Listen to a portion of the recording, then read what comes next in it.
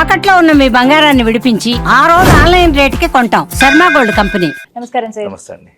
Sir, మంత్రాలకు చింతకాయలు రాలుతాయా అని అంటూ ఉంటారండి. అంటే ఒక మంత్రం పఠించడం వల్ల కార్యసిద్ధి అవుతుందని చెప్పి, అనుకున్న పనులు జరిగాయని, ఏమైనా ఆటంకాలు ఉంటే అవి తొలగిపోయాయని, ఇలా రకరకాలుగా వింటూ ఉంటాం. దైవం ఎవరైనా కానివ్వండి, కానీ ఆ మంత్రం గురించి చెప్పేటప్పుడు నిజంగా అలా ఉంటుందా అనేది ఒక సందేహం అండి. అసలు మంత్రానికి ఈ కార్యం సిద్ధించడానికి, అనుకున్నవి జరగడానికి ఈ లింక్ ఏంటండి? ప్రతి మంత్రము కూడా మన ఎనర్జీ ఫీల్డ్ మొత్తాన్ని, అంటే ప్రతి మనిషి చుట్టూ ఆరా అంటాం కదా. ఆరా ఏంటి? అన్నమయ కోశం, మనోమయ కోశం, విజ్ఞానమయ కోశము, ఇలాగ మల్టిపుల్ 5 లేయర్స్గా ఉంటుంది. దీంట్లో చేంజెస్ తీసుకొస్తూ ఉంటుంది ప్రతి మంత్రము మనం పఠించినప్పుడు. ఉదాహరణకి మన హనుమంతుడిది తీసుకుంటే కనుక హోం హం హనుమతే నమః అని చెప్పేసి మనం తీసుకుంటే, ఓం హం హనుమతే నమః. ఓం అన్నప్పుడు ఏం చేస్తున్నాం? ఓం అన్నప్పుడు కంఠం దగ్గర శబ్దం అనేది వస్తుంది. సో కంఠం దగ్గర ఇదేం చేస్తుందంటే విశుద్ధి చక్రాన్ని యాక్టివేట్ చేయడంతో పాటు, విశుద్ధి చక్రం నుంచి ఓం అన్నప్పుడు పైకి సహస్రార చక్రానికి సంబంధించి తలపైన ఉండే సహస్రార చక్రం యాక్టివేట్ చేసి యూనివర్స్ నుంచి కాస్మిక్ ఎనర్జీ వచ్చేలాగా చేస్తుంది. అంటే యూనివర్స్ కనెక్షన్ క్రియేట్ చేస్తుంది. అలాగే హమ్ అని చెప్పేసి అన్నప్పుడు కూడా హమ్ ఎక్కడ ఉంది? ఇక్కడ హమ్ హమ్ హమ్ విశుద్ధి చక్రాన్ని యాక్టివేట్ చేస్తుంది. ఎక్స్ప్రెషన్ అనేది మనిషి యొక్క వ్యక్తీకరణ బెటర్ అవుతుంది. తను మాట తీరు కానీ, కొంతమంది ఏం చేస్తుంటారంటే మనం మనసులో ఇది మాట్లాడాలి అని చెప్పేసి అనుకుంటాం, కానీ మాట్లాడితే ఏమవుతుందో ఎలా అర్థం చేసుకుంటారో, ఇక్కడ మనం కరెక్ట్గా కాదు, కామ్గా ఉందాం అని చెప్పేసి they simply suppress they throat చక్ర ఎనర్జీ. ఇది మనకు సందర్భం కాదని. ఏ సత్యమైనా కూడా వ్యక్తీకరణ చేయబడినప్పుడు ఎనర్జీ ఫీల్డ్ అనేది బ్లాక్ కాదు. ఎప్పుడైతే మనం ఇది సందర్భం కాదు, ఇది కాదు అని చెప్పేసి అనుకుంటామో, ఆటోమేటిక్గా అక్కడ ఏమవుతుంది? థ్రోట్ చక్ర ఎనర్జీ ఇది అవుతుంది. థ్రోట్ చక్ర ఎనర్జీ క్లోజ్ అయినప్పుడు, బ్లాక్ అయినప్పుడు ఏమవుతుంది?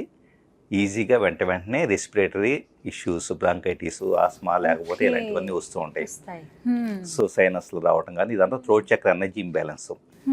సో ఎవరికి రాకుండా మనకే ఎందుకు మళ్ళా వస్తూ ఉన్నాయి అంటే కనుక, చాలామంది నాకు ఎలర్జీ, నాకు అది పట్టలేదు, ఇది పట్టలేదు, ఎక్స్టర్నల్ రీజన్స్ ఎత్తుకుంటూ ఉంటారు. ఎవరైతే థ్రోట్ చక్రాన్ని సపరేట్ చేసుకుంటూ ఉంటారో అలాంటి వాళ్ళు ఇక్కడ ఓం హం హనుమతే నమః అని చెప్పేసి అంటే, ఓం హం దగ్గరికి వచ్చినప్పుడు థ్రోట్ చక్ర క్లియర్ అవుతుంది. సో హనుమతే అని చెప్పేసి అంటే కనుక హనుమంతుడి యొక్క ఒరిజినల్ తన యొక్క శక్తి ఇవ్వటం అనేది హనుమంతుడి యొక్క రూపం యొక్క విశిష్టత.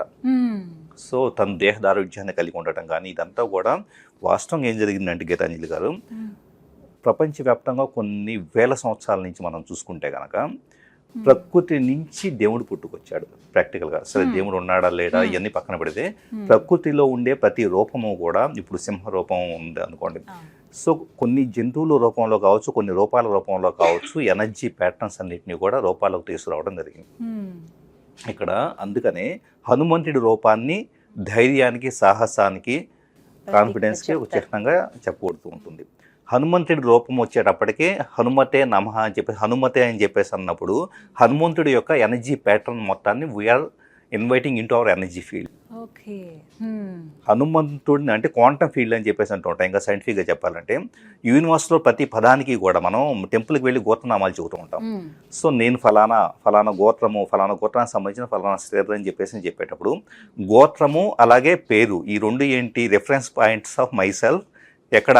యూనివర్స్లో ఉండే ఎంతోమంది కోట్ల మనుషుల్లో నేను ఎవరు అన్నది యూనివర్స్లో ఎనర్జీకి తెలియటం కోసం జస్ట్ ఇవి చెబుతూ ఉన్నాం. హనుమతి అన్నప్పుడు ఏమైంది? హనుమంతుడి యొక్క ఎనర్జీ ఫీల్డ్, యూనివర్స్ క్వాంటమ్ ఫీల్డ్లో ఉండే ఫీల్డ్ నా ఎనర్జీ ఫీల్డ్లోకి రావాలి అని చెప్పేసి కోరుకుంటున్నట్టు లెక్క. అంటే ఆ ధైర్యం అనేది రావాలని చెప్పేసి లెక్క.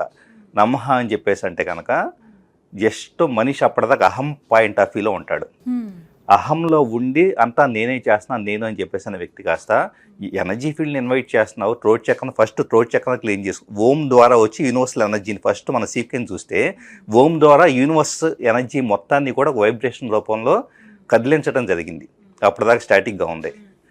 ఓకే, హమ్ అనటం ద్వారా మన వ్యక్తీకరణ రూపంలో, హనుమతి అనటం ద్వారా వ్యక్తీకరణతో మన హనుమంతుడి యొక్క ఎనర్జీ ఫీల్డ్ మొత్తాన్ని మనలోకి లాక్కుంటా వచ్చేసి just we are consolidating the energy of హనుమంతుడు. ఫైనల్గా నమః అనటం ద్వారా ఏం చేస్తున్నావు? నాదేమీ లేదు, నేను సరెండర్ అయిపోతూ ఉన్నాను, కాబట్టి నన్ను ఓన్ చేసుకో అని చెప్పేసి we are grounding our self. Okay, అర్థం అది ముఖ్యంగా. ప్రతి మంత్రంలో కూడా ఈ ఫేజెస్ ఉంటాయి. ప్రతిదీ ఓం అనేది ఎందుకు స్టార్ట్ అవుతుందంటే, ఏ మంత్రమైనా ఓం అనేది ఎందుకు స్టార్ట్ అవుతుందంటే, ఫస్ట్ మనం యూనివర్స్లోకి ఓం అనేది సౌండ్ వైబ్రేషన్ రూపంలో యూనివర్స్లో ఉండే క్వాంటమ్ ఫీల్డ్ మొత్తాన్ని కూడా వైబ్రేట్ చేస్తూ ఉంటుంది. అంటే నేను నెక్స్ట్ వచ్చేటప్పుడే నెక్స్ట్ చెప్పబోయే పదాల ద్వారా ఈ ఫీల్డ్లో ఒక ఇంటెన్షన్ యాడ్ చేసి నాకు కావాల్సిన ఎనర్జీని పొందబోతున్నానని స్టార్టింగ్ పాయింట్ ఓము. అంటే మనం ఒక దగ్గరికి వెళ్ళటానికి, ఒక ఇంట్లోకి వెళ్ళటానికి డోర్ ఎలా ఓపెన్ చేస్తామో, ఓం అనేది డోర్ ఓపెన్ లాగా ఒక ఎనర్జీ ఫీల్డ్లోకి ఎంటర్ అవుతున్నాం. ఇప్పటిదాకా మనకున్న ఎనర్జీ ఫీల్డ్స్ ఏంటి, మన చుట్టూ ఉండే మనుషులో, లేకపోతే మనం చేసే జాబు, ఎవ్రీథింగ్ ఇదంతా మనకు నోన్. ఇది యూనివర్స్లోకి వెళ్ళి, యూనివర్స్ అనేది అన్లిమిటెడ్ పొటెన్షియల్, చాలా ఎనర్జీ డైనమిజము, శివతత్వంలాగా అలా వెళ్తూ ఉంటుంది. ఆ ఎనర్జీలోకి వెళ్ళేసి ఓం అనే వైబ్రేషన్ పంపించడం ద్వారా జస్ట్ వీఆర్ పింగింగ్, టెక్నాలజీ పరిభాషలో చెప్పాలంటే పింగ్ రిక్వెస్ట్ పంపిస్తాం. పంపించి నాకు నెక్స్ట్ ఇలా కావాలి అని చెప్పేసి అడుగుతున్నాం. అది తర్వాత వచ్చే బీజాక్షరాలు. అంటే ప్రతి మంత్రము కూడా శ్రద్ధతో. మెయిన్ ప్రాబ్లం ఏంటంటే చాలామంది చేస్తున్న మిస్టేక్, ఈ మంత్రం చదవండి అని చెప్పేసి అన్నాం అనుకోండి, హోం హం హనుమతే నమః అని చెప్పేసి అన్నాం అనుకోండి, ఒక 4 సార్లు ఏమో ఇలా స్లోగా శ్రద్ధగా చదువుతారు. 10 సార్ల తర్వాత వచ్చేస్తుంది, రాగానే టక్క టక్క టక్క జెట్ స్పీడ్తో ఇంకా శతాబ్ది ఎక్స్ప్రెస్ లాగా చదివేస్తారు. అలా అసలు ఏ మాత్రం చేయకూడదు. ఎందుకంటే ఎనర్జీ ఫ్లో ఎక్కడ జరుగుతుంది ఏంటి అన్నది గమనించకుండా, ఇప్పుడు ఇలా కూడా జరుగుతుంది, ఏది గట్టిగా ఫాస్ట్గా చేసినా కూడా జరుగుతుంది. ప్రతి మంత్రానికి కూడా ఇంటెన్షన్ అనేది మెకానికల్ యాక్షన్ ఆఫ్ ఎనీ మంత్ర ప్రాపర్గా పనిచేయదు. ఎందుకంటే ఇక్కడ మాత్రమే శరీరం ఎనర్జైజ్ అవుతుంది, దాంట్లో ఎలాంటి డౌట్ లేదు. కానీ ఇంటెన్షన్ ఉందో చూసారా, సో ఇంటెన్షన్ అనేది మనిషి స్లో డౌన్ అయినప్పుడు మాత్రమే మనిషి యొక్క భావం అనేది యూనివర్స్లోకి వెళ్తుంది. ఇంటెన్షన్ అనేది మ్యాగ్నెటిక్ ఎనర్జీ. అంటే నేను మంత్రం చదువుతున్నాను, మంత్రం ఎనర్జీ ఫీల్డ్ని కదిలించింది. సో మంత్రంతో పాటు యూనివర్స్లోకి ఏం పంపిస్తాను, ఒక ఫ్రీక్వెన్సీ రూపంలో నా ఇంటెన్షన్, అంటే హనుమంతుడి యొక్క శక్తి నాకు కావాలని ఇంటెన్షన్ పంపిస్తాను. ఇంటెన్షన్ పంపించేటప్పుడు అక్కడ మనసు లేకపోతే ఇంటెన్షన్ అక్కడ ఉంటుంది. స్లోగా అది మీరు 108 టైమ్స్ చదవాలి, లేకపోతే ఇలానే కూడా కాదు, లేదా కొన్ని వేల సార్లు చదవాలి కూడా కాదు. ఎంత స్టార్ట్ చేయాలండి? ఏం అవసరం, 11 టైమ్స్తో స్టార్ట్ చేయొచ్చు. 11 టైమ్స్తో స్టార్ట్ చేయొచ్చు. Plus at the same time ఏంటంటే, ఇప్పుడు కూడా ఎన్నిసార్లు చేస్తేనే నాకు ఫలితం వస్తుంది, ఫలితం మీద దృష్టి కన్నా కానీ ఎంత పర్ఫెక్ట్గా చేస్తాం అనే దాని మీద దృష్టి పెట్టాలి. అది ఎప్పుడు ఫినిష్ అయిపోతుందా అనే ఆలోచనలో ఉంటాను తప్ప, ఇప్పుడు ఫర్ ఎగ్జాంపుల్ 108 అనుకున్నా, ఎప్పుడు ఫినిష్ చేసేస్తామో అనుకుంటాను తప్ప కరెక్ట్ వేలో మనం చెయ్యం. అంటే మనం ఏం చేస్తామంటే, బయట ఇన్నిసార్లు నేను పఠించాను కాబట్టి నాకు భక్తి వస్తుంది అని చెప్పుకోవటానికి కానీ, లేకపోతే చాలా చోట్ల ఈ పర్టికులర్ స్పిరిచువాలిటీ అనేది గ్లామరైజ్ చేయబడింది. మనం ఎవరికో తెలిసిన వాళ్ళకి చెబుతాం, వాళ్ళు కూడా అబ్బా అంత చదువుతున్నారా, అంత ఇచ్చేస్తున్నారా, ఒక వాళ్ళకి ఏదో పుణ్యం వచ్చింది, మనం ఏదో మిస్ అవుతున్నాం అని చెప్పేసి అని ఇట్స్ ఎ కైండ్ ఆఫ్ మేము కారు కొనుక్కున్నాం మీరు కొనుక్కోలేదా, ఈ టైప్లో కాంపిటీషన్ లాగా తయారైపోయింది స్పిరిచువాలిటీ. సో ఎంత ఇంటెన్షన్తో చేస్తున్నాం అన్నది మోస్ట్ ఇంపార్టెంట్ థింగ్.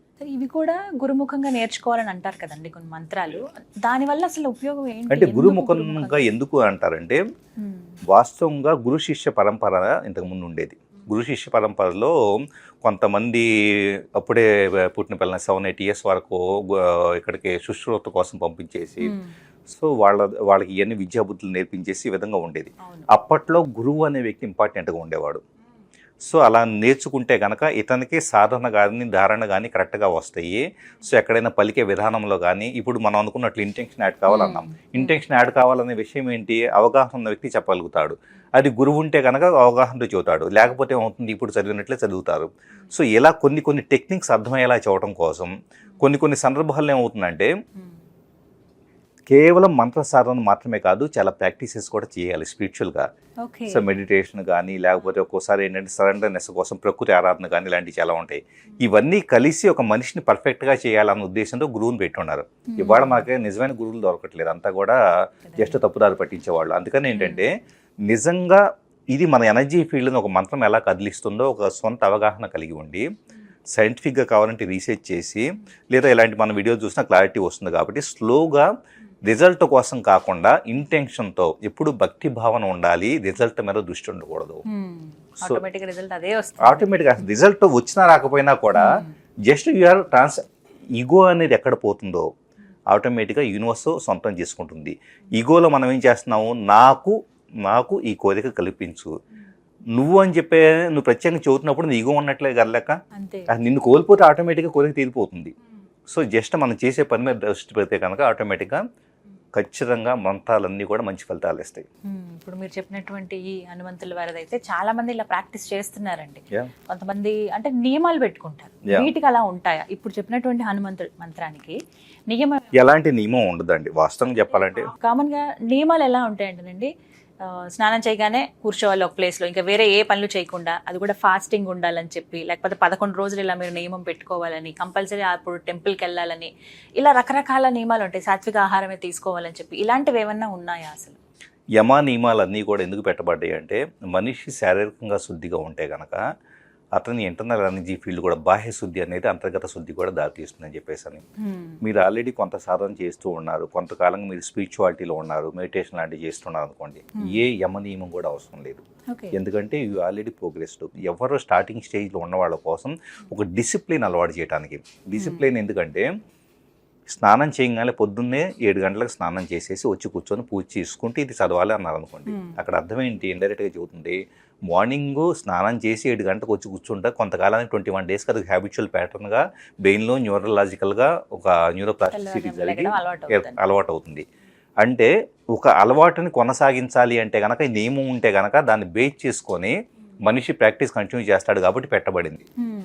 అసలు మనకు అలాంటిది ఏమీ లేదు. సింపుల్గా చెప్పాలంటే కనుక ఐ హ్యావ్ క్లారిటీ అనుకోండి, నాకు పూర్తిగా నాకు ఎప్పుడు ఖాళీ ఉన్నా నేను ప్రాక్టీస్ చేసుకుంటాను అనుకోండి. సో అప్పుడు ఆటోమేటిక్గా నియమంతో సంబంధం ఏంటి? నాకు ముఖ్యంగా కావాల్సిన ఎనర్జీ ఫీల్డ్లో చేంజెస్ కావాలి తప్పించి నేను 7 గంటలకి లెగవాలి లేదా ఒక 8 గంటలకు లెగవాలి, సో ఇలా దండం పెట్టుకోవాలి, ఇలా కూర్చోవాలి అని చెప్పేసి ఏమీ లేదు. నాకు సరెండర్నెస్ లోపల ఉంటే ఆ మంత్రం పఠించేటప్పుడు హనుమంతుడికి సంబంధించి నేను పూర్తిగా కూడా ఆ రూపాన్ని నేను పూర్తిగా హనుమంతుడే నేను అయిపోయినట్లుగా నేను ఇమాజినేషన్లోకి వెళ్ళిపోతే దండం కూడా పెట్టుకోవాల్సిన పని లేదు. ఎందుకంటే already he is there in me. Separation ఏమి లేదు, సపరేషన్ ఏమి లేదు. సో ఇవన్నీ కావాలని చెప్పేసి కొంతమంది అంటే ఇంత అర్థం కాని వాళ్ళ కోసం చెప్పబడ్డాయి. కానీ యమ నియమాలను కొంతమంది వదిలేసేస్తే ఇంకాస్త స్పిరిచువల్గా ప్రోగ్రెస్ కాగలుగుతారు. సో ఇవి ఎవరైనా చేయొచ్చు, బ్రహ్మాండంగా చేయొచ్చు. ఎలా బ్రహ్మాండంగా చేయొచ్చు. పిల్లలతో ప్రాక్టీస్ చేస్తుంటారు చాలా మంది పేరెంట్స్. మంచిది, చాలా మంచి విషయం అండి. ఎందుకంటే ఏదైనా ఇందాక అన్నట్లు ఎనర్జీ ఫీల్డ్ని క్లియర్ చేస్తుంది. థ్రోట్ చక్ర ఎనర్జీ చిన్నపిల్లలకి ఏంటి, పెద్దవాళ్ళ యాక్సెప్టెన్స్ కోసం కోరుకుంటూ ఉంటారు. అంటే ప్రతిదీ కూడా అమ్మ నాన్న ఏమంటారు, పెద్దవాళ్ళు ఏమంటారు అని చెప్పేసి అని వాళ్ళకే ఆ ధైర్యం వస్తుంది. ఎక్స్ప్రెషన్ అనేది ఇంప్రూవ్ అవుతుంది, క్లారిటీ ఆఫ్ స్పీచ్ ఇంప్రూవ్ అవుతుంది. సో అందుకనే హనుమంతుడికి సంబంధించిన ఎలాంటి ప్రాక్టీస్ అయినా చిన్నప్పటి నుంచి పేరెంట్స్ ఎవరైనా కానీ హనుమంతుడికి సంబంధించిన ప్రాక్టీసెస్ కానీ మంత్రజపం కానీ ఇలాంటివన్నీ చేస్తే ఖచ్చితంగా పిల్లల ఎనర్జీ ఫీల్డ్ ఎక్స్పాన్షన్ అవుతుంది. ఫియర్, అన్నిటికంటే భయం అనేది ప్రేమకు శత్రువు.